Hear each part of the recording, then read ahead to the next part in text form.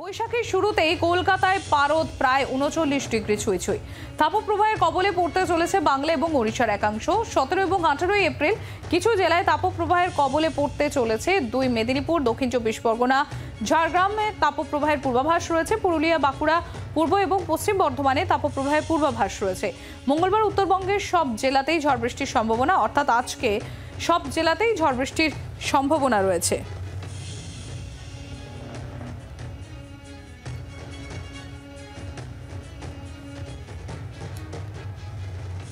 বৈশাখের শুরুতেই কলকাতায় পারদ প্রায় ৩৯ ডিগ্রি ছুঁই ছুঁই। তাপপ্রবাহের কবলে পড়তে চলেছে বাংলা এবং ওড়িশার একাংশ। ১৭ এবং ১৮ এপ্রিল কিছু জেলায় তাপপ্রবাহের কবলে পড়তে চলেছে। ২ মেদিনীপুর, দক্ষিণ ২৪ পরগনা, ঝাড়গ্রামে তাপপ্রবাহের পূর্বাভাস রয়েছে। আমাদের প্রতিনিধি অয়ন ঘোষাল সরাসরি রয়েছেন আমাদের সঙ্গে। ওয়েদার আপডেট জানতে আমরা চলে যাব অয়নের কাছে। অয়ন, আজকে বৈশাখের সবেমাত্র ৩ তারিখ, আর তার মধ্যে এই গরমে হাঁসফাঁস করছে তিলোত্তমা নগরীর বাসিন্দারা তো বটেই, তার পাশাপাশি ২ বঙ্গের মানুষও। কি বলছে আলিপুর আবহাওয়া দফতর, কি বলছে আবহাওয়ার পূর্বাভাস?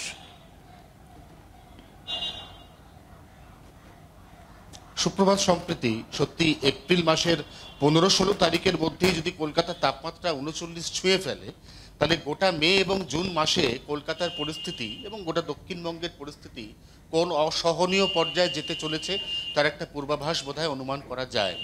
কলকাতা শহরে গতকাল অর্থাৎ ২রা বৈশাখ দিন এবং রাতের তাপমাত্রা ১ ডিগ্রি করে বেড়ে এই সময়ের স্বাভাবিক তাপমাত্রার থেকে ৩ ডিগ্রি করে বেশি, অর্থাৎ দিনের তাপমাত্রা ৩৯-এর কাছাকাছি, সেটাও ৩ ডিগ্রি বেশি।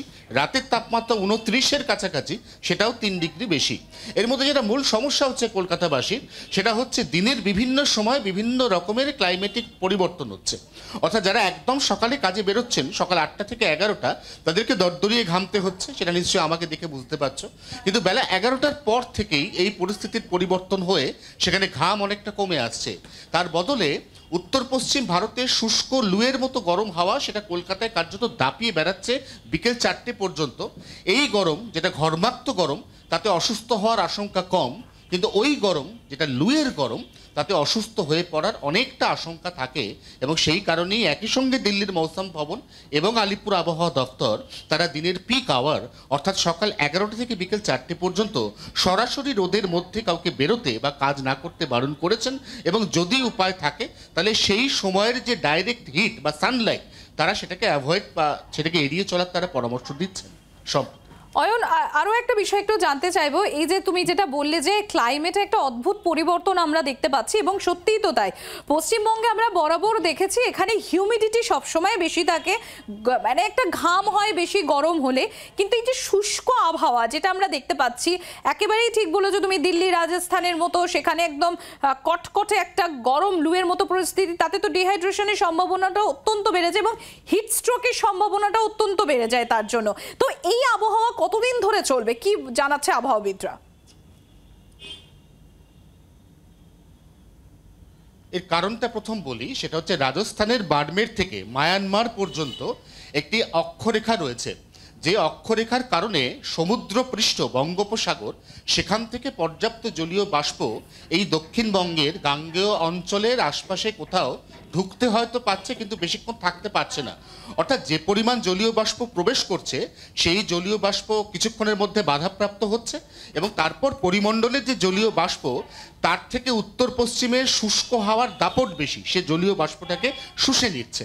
তাই সকালে একরকম পরিস্থিতি এবং বেলা বাড়লে একরকম পরিস্থিতি।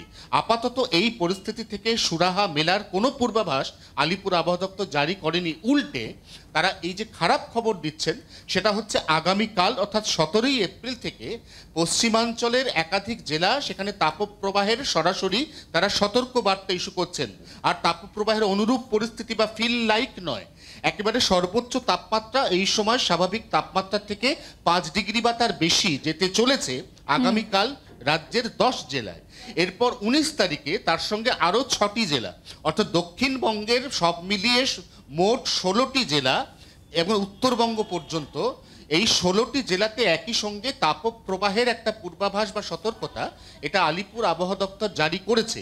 এই মুহূর্তে পরিমণ্ডলে এমন কোনো সিস্টেম নেই যে সিস্টেম এর পরিবর্তন ঘটাতে পারে, যে সিস্টেম বাষ্পপূর্ণ মেঘ তৈরি করতে পারে এবং যে মেঘ বৃষ্টিপাত ঘটাতে পারে, এরকম কোনো পরিস্থিতি কিন্তু অন্তত আগামী 5 থেকে 7 দিন তৈরি হওয়ার কোনো সম্ভাবনা নেই, এমনই জানাচ্ছে আলিপুর আবহাওয়া দপ্তর।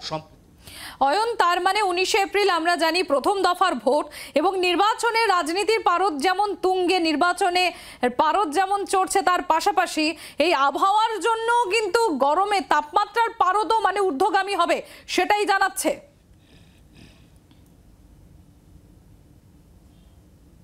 না, 19 তারিখে উত্তরবঙ্গের যে যে জেলাতে বা যে যে কেন্দ্রে নির্বাচন, সেখানে আবার কিছুটা উল্টো পরিস্থিতি হবে।